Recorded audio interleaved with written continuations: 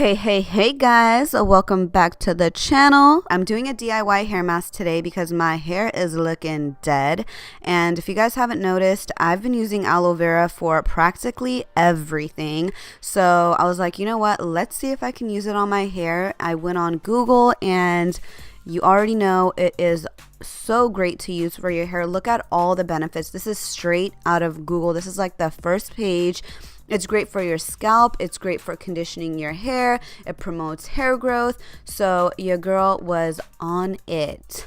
Okay, so I went ahead and got the aloe vera. This is like the simplest DIY hair mask on earth. All you need is aloe vera. Be sure to wash your aloe vera before you go ahead and use it. I go ahead and wash it. I cut the thorns out, and then I go ahead and slice the bottom and the top, and then I take the jelly out. After you go ahead and grab that vegetable fat, I don't even know why I said that, but it kind of looks like vegetable fat to me.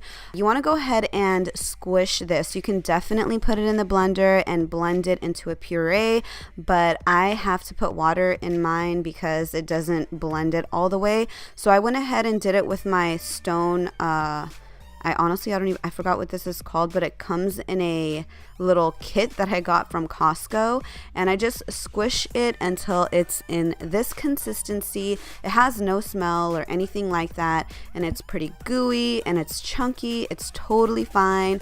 I honestly don't have the right perfect way to apply this. This is my first time, so I was kind of like doing this and figuring it out as I was going along.